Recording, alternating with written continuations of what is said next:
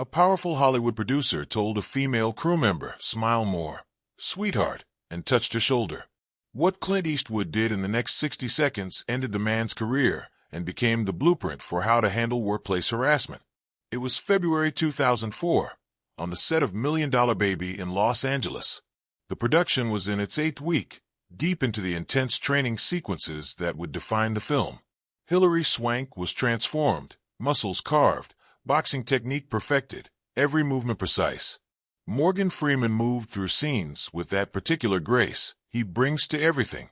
The crew worked with quiet intensity, knowing they were building something special. Clint Eastwood, at 73 years old, ran his set the way he always had, with respect, efficiency, and an almost radical simplicity. No drama, no chaos, just professionals doing their jobs. His reputation in Hollywood was well established. You showed up on time. You did the work. You treated people right. If you couldn't do those 3 things, you didn't work for Clint. The film was being produced by Warner Brothers, with several producers involved in various capacities. Most of them were hands-off, trusting Clint's process. But there was one executive producer, we'll call him Richard Daniels, who'd recently been assigned to the project by the studio. Daniels was what Hollywood calls old school, though what that really meant was he'd never adapted to the reality that film sets weren't boys' clubs anymore. Daniels was in his late 50s, expensively dressed, with that particular arrogance that comes from decades of never being told no. He had producing credits on a dozen successful films, connections throughout the industry, and the kind of power that usually made people look the other way when he acted inappropriately. Among the crew was a woman named Sarah Chen. Sarah was 28 years old, a second assistant director who'd been working in film for 6 years. She was organized, professional, and exceptionally good at her job. The kind of person who made a set run smoothly, without anyone noticing all the small crises she prevented before they became big ones. On February 18, 2004, a Wednesday morning, the crew was setting up for a complex sequence in the gym. Multiple cameras, specific lighting to capture the sweat and strain of training, actors in position, everyone focused. Daniels arrived on set around 9 a.m., which was unusual. Producers rarely visited during actual shooting unless something was wrong. He walked through the set with that particular swagger of someone who wanted everyone to notice he'd arrived. Sarah was near the monitors, coordinating with the DP about camera positions for the next setup. She was holding a clipboard, wearing her usual work clothes, jeans, a production t-shirt, comfortable shoes. Working, doing her job. Daniels walked up behind her, close enough that she could smell his cologne. Too close. That invasion of personal space that women recognize immediately as intentional. "Morning, sweetheart," Daniels said, his voice loud enough for several crew members to hear. Then he did it. He reached out and put his hand on her shoulder, letting it rest there just a moment too long. Not a brief touch. A claim. Sarah froze. Every woman knows that freeze. That split second where your brain calculates 1,000 options. Push him away and be called aggressive. Say something and be called sensitive. Report it and be called a troublemaker. Stay silent and let it happen again.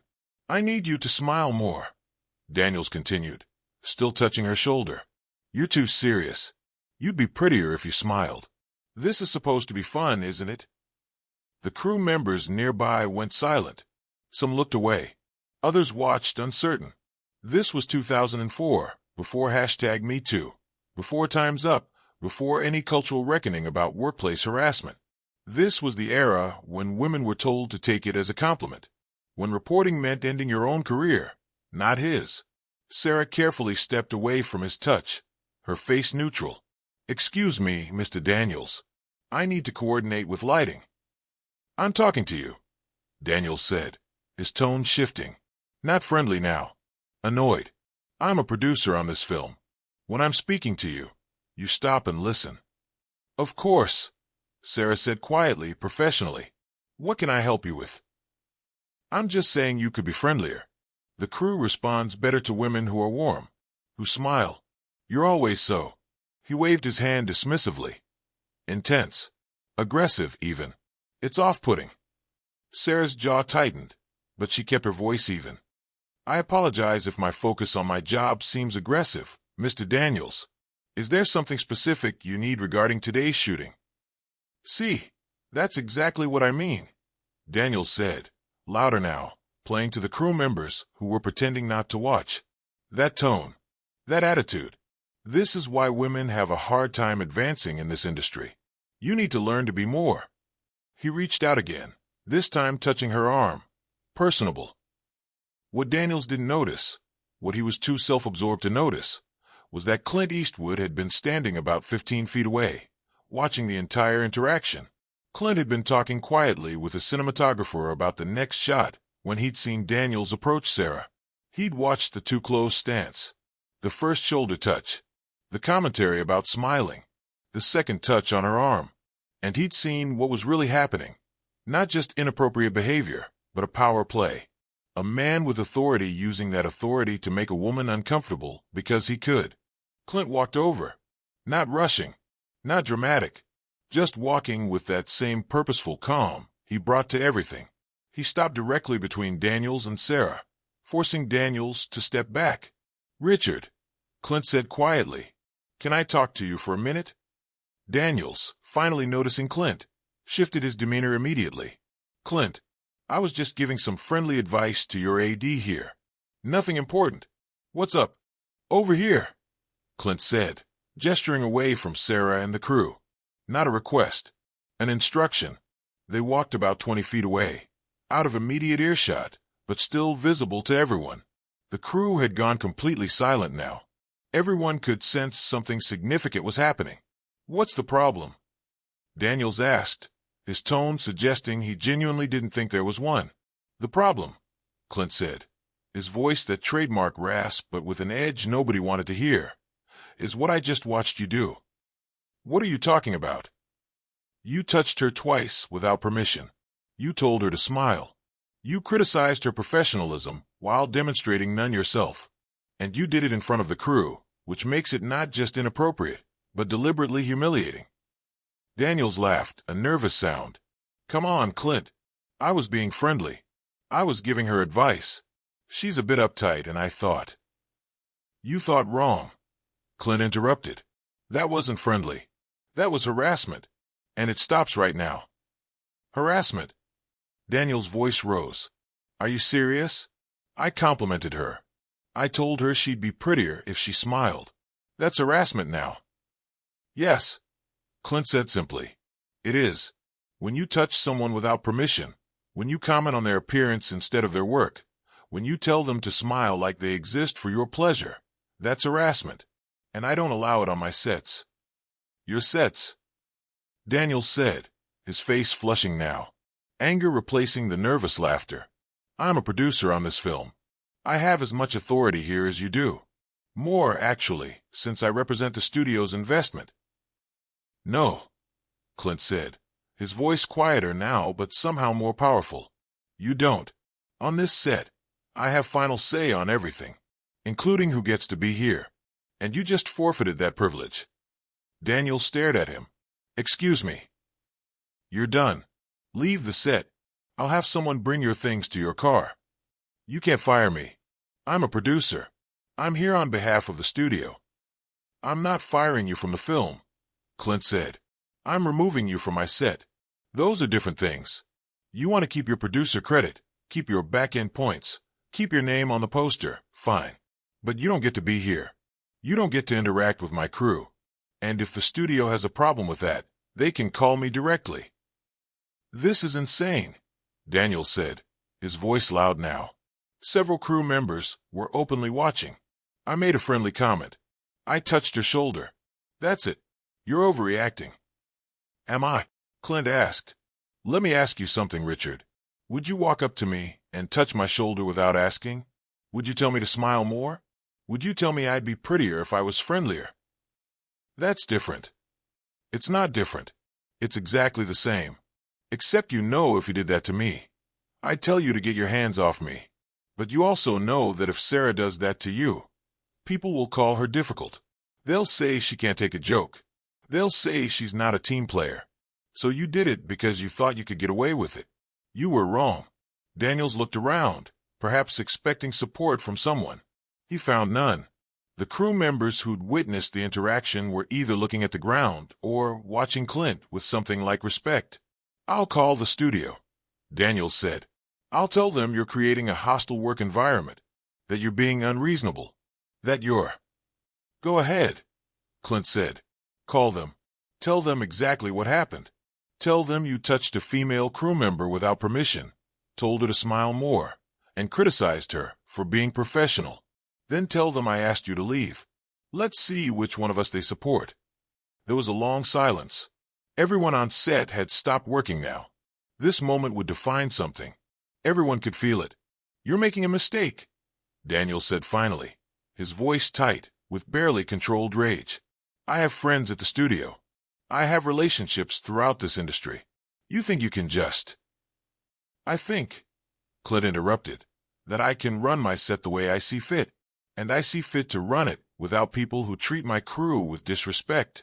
So you can leave now, voluntarily, or I can have security escort you out. Your choice."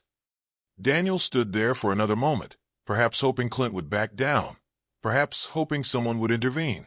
Neither happened. "This isn't over," Daniels said quietly. "Yes," Clint said. "It is." Daniels turned and walked toward the exit, his expensive shoes clicking loudly in the now silent space. Everyone watched him go. When the door closed behind him, the entire set seemed to exhale. Clint turned and walked back to where Sarah was standing. She'd been watching the whole thing, her face carefully neutral, but her hands shaking slightly. "Are you okay?" Clint asked quietly. Sarah nodded, then shook her head, then nodded again. "Ah, yes. Thank you. You didn't have to." "Yes, I did," Clint said simply. "Nobody gets to treat my crew that way. Nobody. I don't care what title they have or who they know. Are you okay to keep working?" "Yes," Sarah said, her voice stronger now. "Absolutely." "Good. If anything like that happens again, from anyone, you come directly to me. Immediately. Understand?" "Yes, sir." Clint turned to face the crew, most of whom were still standing frozen, uncertain what to do. "Everyone listen," Clint said, his voice carrying easily through the space. "What just happened is how we handle things on this set. I don't care if it's a producer, a studio executive, or me. If anyone makes you uncomfortable, if anyone crosses a line, you report it immediately. Sarah did nothing wrong. She was doing her job, and someone with power decided to make that about something else. That's not acceptable here. This is a professional environment. We treat each other with respect. Always. If you can't do that, you don't belong here." He paused, looking around at faces that were a mix of surprised, relieved, and in some cases emotional. "Now," Clint continued, "we've got a movie to make. Let's get back to work." The set came back to life slowly. People returning to their positions, adjusting lights, checking cameras. But something had shifted. There was a different energy now. Safer. More certain. What nobody on that set knew, what wouldn't become clear for several hours, was what happened next. Daniels, true to his word, called the studio. He spoke to the head of production, a senior executive he'd worked with for years. He described what happened, spinning it as Clint being unreasonable, attacking him without cause, creating a hostile environment. "I was giving friendly advice to a crew member," Daniels said on the phone, and Clint overreacted. "He physically removed me from the set. This is unacceptable. I want him reprimanded. I want—" "Wait," the executive interrupted. "What exactly did you say to this crew member?" "I told her she should smile more, that she'd be prettier if she was friendlier. It was a compliment." There was a long silence on the other end of the line. "Richard," the executive said carefully, "did you touch her?" "I put my hand on her shoulder. It was casual. Friendly. Nothing inappropriate." "Did she give you permission to touch her?" "I don't need permission to." "Richard, stop talking. Right now. Don't say another word about this to anyone. I'm sending legal to meet with you this afternoon." "Legal? Why would?" "Because what you just described to me is textbook sexual harassment. And if Clint hadn't removed you from that set, we'd be looking at a lawsuit that would cost the studio millions. You're lucky all he did was ask you to leave." The call ended. Daniel stared at his phone, perhaps beginning to realize that the world had changed while he wasn't paying attention. That the things he'd done for decades, without consequence, weren't acceptable anymore. That his friendly advice was harassment. That his touches were violations. That his power didn't protect him. It made him more accountable. By the end of the day, Richard Daniels had been removed from the project entirely. Not just from the set, but from the film. His producing credit was under review. The studio sent a formal apology to Sarah Chun and offered her support from HR and legal counsel if she wanted to pursue anything further. She declined. "Clint handled it," she said simply. "I just want to do my job." $1 Million Baby wrapped production in April 2004. It was released in December of that year. It won 4 Academy Awards, including Best Picture, Best Director for Clint, Best Actress for Hilary Swank, and Best Supporting Actor for Morgan Freeman. It grossed over $216 million worldwide. In all the press coverage, all the interviews, all the award speeches, nobody mentioned what happened on February 18, 2004. Sarah Chun continued her career, working her way up to first assistant director, then eventually becoming a full director herself. But the story spread quietly through Hollywood. Crew members who'd been there that day told other crew members. Word got around that Clint Eastwood didn't tolerate harassment, that he'd removed a powerful producer for touching a crew member's shoulder and telling her to smile, that he'd drawn a line and defended it without hesitation. Other directors started following suit. Other sets became safer. Slowly, too slowly, but steadily, the culture began to change. In 2017, 13 years after that day on the $1 Million Baby set, the hashtag #MeToo movement exploded into public consciousness. Powerful men fell from grace. Stories of harassment and abuse that had been whispered about for years became front-page news. The entertainment industry faced a reckoning. Sarah Chun, by then a successful director with several films to her credit, was asked in an interview about her experiences as a woman in film. "I've had incidents," she said carefully. "Most women in this industry have. But I also had an experience early in my career that taught me what real leadership looks like." She described that day in 2004. The producer, the unwanted touch, the humiliating commentary, and Clint's response. "He didn't ask me if I was okay with what happened," Sarah said. "He didn't tell me to toughen up or learn to handle it. He didn't suggest I was being too sensitive. He saw inappropriate behavior, and he stopped it immediately. No hesitation, no negotiation. He just drew a line and said, 'Not here. Not on my set. Not to my crew.'" The interviewer asked, "Do you think that moment changed things?" "I think that moment was part of a larger change," Sarah said. "It wasn't the only time Clint stood up for crew members. It wasn't the only set where a director chose to protect people instead of protecting power. But it mattered to me. It taught me that you don't have to accept harassment as the cost of having a career, that the right people will protect you. And when I became a director, it taught me what kind of set I wanted to run." "And what kind is that?" "The kind where people feel safe, where women don't have to calculate whether reporting harassment will end their careers, where a crew member being told to smile more is treated as the problem it is, not as something to laugh off. Clint showed me that's possible, that you can run an efficient, professional, successful production while also creating an environment where people are treated with basic respect. Those things aren't contradictory. They're connected." The interview went viral. Other women in the industry shared their own stories, both the bad and the few examples of people who'd protected them. The conversation shifted from just exposing bad behavior to highlighting what good leadership looked like. Clint never commented on the incident publicly. When asked about creating safe work environments, his response was characteristically brief. "You treat people right. It's not complicated.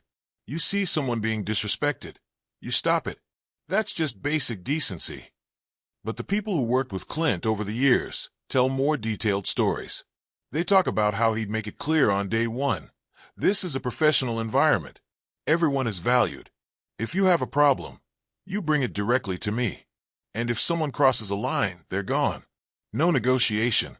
They talk about how that created sets where people actually wanted to work. where crews were loyal not just because of his reputation, but because they knew they'd be protected, where women didn't have to develop thick skins or learn to laugh off inappropriate comments, where professionalism meant everyone treating everyone else with respect. That's Clint's real legacy.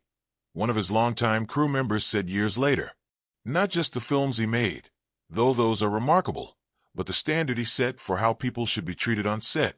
He proved you don't have to choose between artistic excellence and basic human decency. You can have both.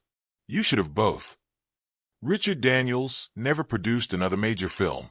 The studio cut ties with him quietly. Other studios stopped taking his calls. His career, which had seemed untouchable, ended not with a dramatic scandal, but with a quiet disappearance.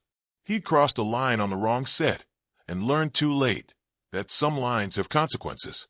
Sarah Chen went on to direct 12 films over the next 18 years. Several became critical and commercial successes. She's known in the industry not just for her directing skills, but for running inclusive, respectful sets where people feel safe.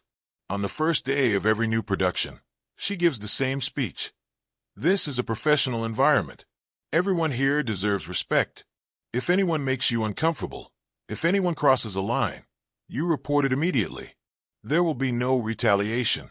There will be no looking the other way. We protect each other here. Crew members who've worked with both Sarah and Clint noticed the similarity in those words. The same philosophy, the same line in the sand. I learned from the best, Sarah says when asked about it. Not just about directing, but about leadership. About understanding that your job isn't just to make a good film. It's to make sure the people making that film are treated right. That lesson, that basic principle, has spread far beyond Clint sets. It's in the mandatory harassment training that most productions now require. It's in the HR representatives on set. It's in the contracts that specify codes of conduct. It's in the slowly changing culture that's learning. Too slowly, but learning nonetheless. That power doesn't excuse behavior. That touching someone without permission isn't friendly. It's a violation. That telling a woman to smile isn't a compliment. It's an assertion of control. February 18th, 2004. A producer touched a crew member's shoulder and told her to smile more. Clint Eastwood removed him from the set in 60 seconds. That moment didn't change everything. Systemic problems don't disappear with one act of leadership. But it changed something. It showed what was possible. It drew a line that others would follow. Decades of harassment don't end because one director made one decision on one set. But they start to end when enough people make that same decision. When enough leaders choose protecting people over protecting power. When enough crew members feel safe enough to report problems. When enough victims become survivors, and enough survivors become advocates, and enough advocates become the people making the decisions. Clint Eastwood made hundreds of decisions on that production. Most of them were about camera angles and lighting and performance. But the decision that mattered most, the one that's still teaching people today, was the simplest one. Someone was being harassed. He stopped it. Immediately. Without hesitation. Without negotiation. That's not complicated. That's not Hollywood magic. That's just basic human decency applied with authority. And sometimes, that's exactly what heroism looks like. Not dramatic speeches or grand gestures. Just drawing a line and saying, not here. Not on my set. Not to my crew. If this story resonated with you, share it with someone who needs to hear it. Share it with leaders who think professionalism means tolerating inappropriate behavior for the sake of productivity. Share it with people who've been harassed and told it wasn't a big deal. Share it with anyone who needs to know that standing up for what's right doesn't have to be complicated. Have you ever witnessed workplace harassment? Have you ever had a leader protect you when someone with power crossed a line? Or have you experienced the opposite? Silence when you needed someone to speak up? Share your story in the comments. Let's continue the conversation about what real leadership looks like. Because this isn't just about Hollywood. It's about every workplace where power exists and can be misused. Every environment where someone has the authority to protect people and has to choose whether to use it. Clint Eastwood chose to use it. And in doing so, he didn't just protect Sarah Chen. He sent a message that spread through an entire industry. This behavior is not acceptable. Not here. Not anymore. Never again. That's the story they should tell about Clint Eastwood. Not just the filmmaker, but the leader. The person who understood that the most important thing you can do with power is protect the people who have less of it. That's the line in the sand. And it's drawn for all of us.